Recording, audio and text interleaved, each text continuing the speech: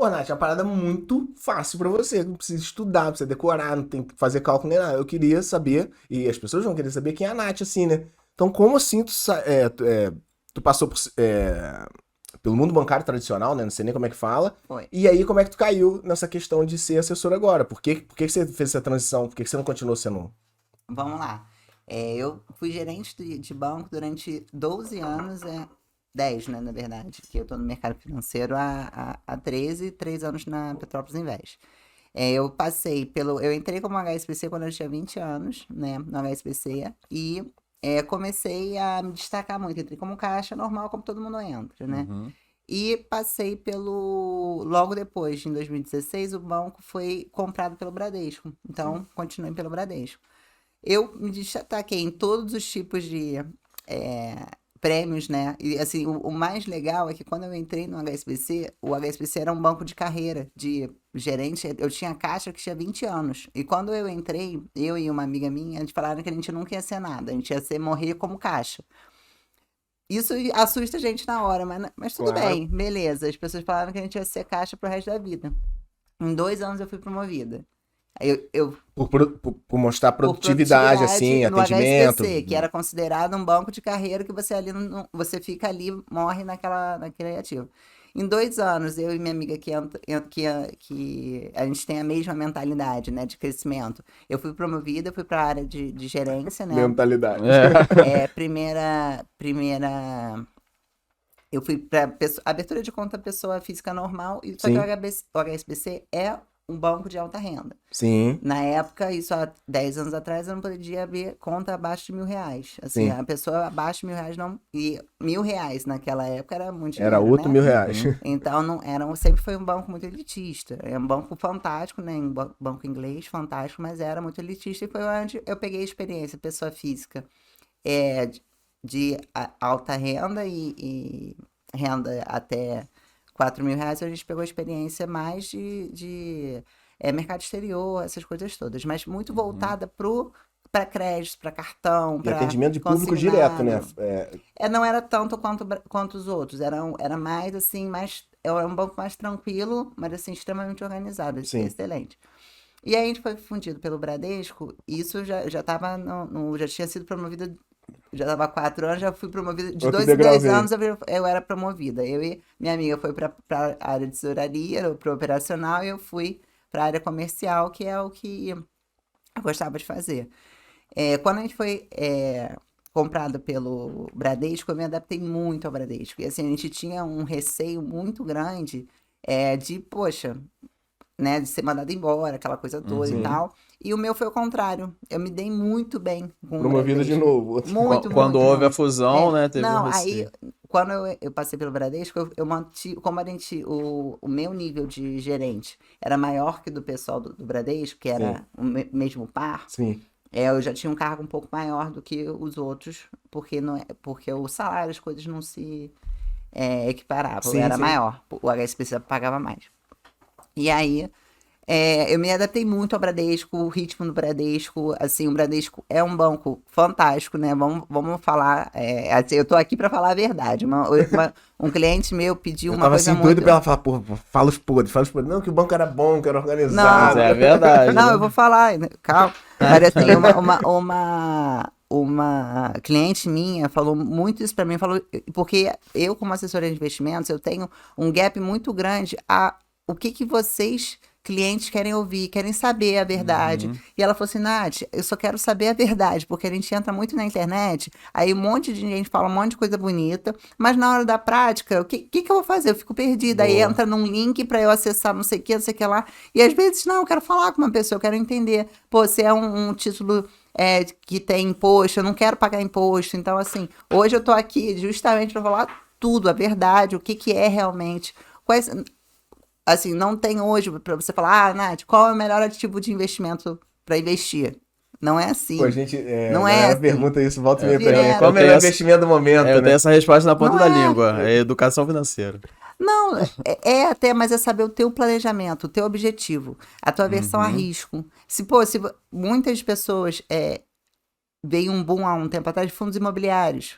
Fundos imobiliários você compra na bolsa, é um ativo de risco. Ele é menos volátil do que as ações, mas ainda assim é renda Claro, variável. claro, variável. Então, quem é conservador, que aplicava na poupança, falou, putz, a internet está falando que fundo imobiliário é boa. Eu vou tirar da minha poupança e vou aplicar em fundo imobiliário. É 8,80. Sim. Então, no meio termo ali, tem entre uma poupança... Entre preto e branco tem muito tom de... Tem muito tom muito que não cinza precisa ali. de tanto risco. E não precisa de, assim, tem como a gente montar uma estratégia para vocês terem uma rentabilidade muito boa, mas com segurança que cada um precisa. Não adianta a gente montar uma estratégia para um cliente que não vai dormir tranquilo. Poxa, Nath, tá caindo meu dinheiro. Pô, então, a prioridade hoje é a segurança e tranquilidade. Então, hoje eu vim aqui, voltando, né? Fui longe e voltei. Não, mas é assim.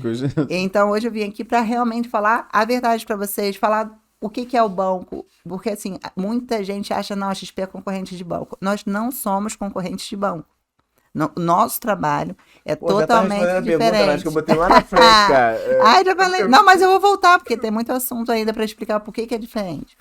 Nosso trabalho não nós somos concorrentes. Sim. O que a gente bate, que a gente fala, né? A gente bate tanto em banco, por quê? Porque o dinheiro está lá, a maior concentração de recurso está no banco, mas os serviços são diferentes, são totalmente diferentes. Né? E aí eu vou entrar por que a gente é diferente do banco mais na frente na pergunta.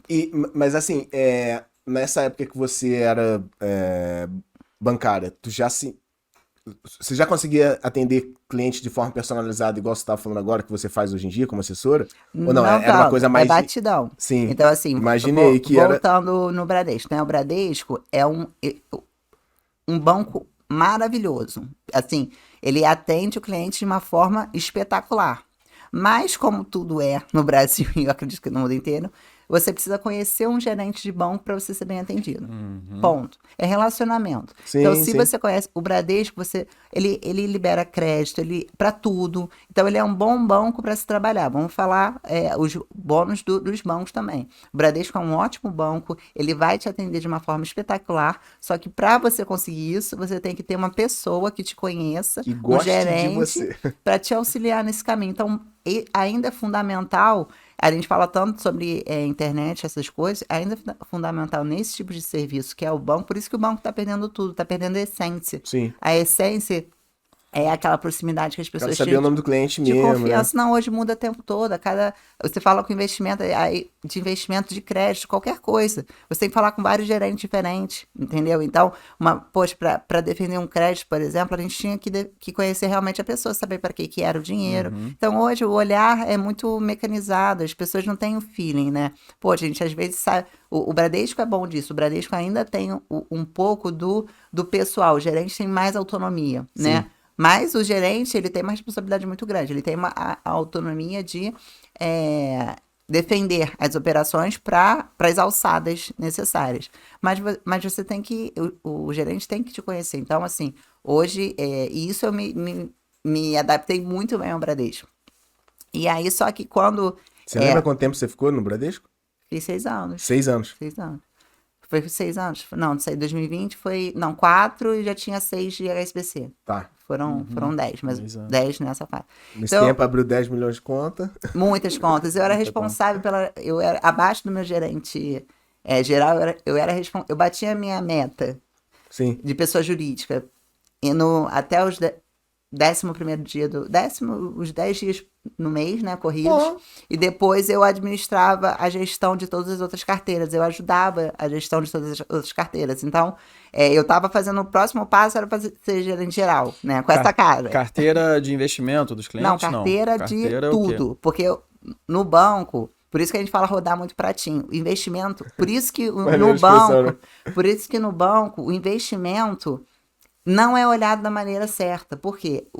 Quando a gente pega uma meta de gerente, o gerente ele tem 20 produtos que ele tem que bater. O investimento é uma delas.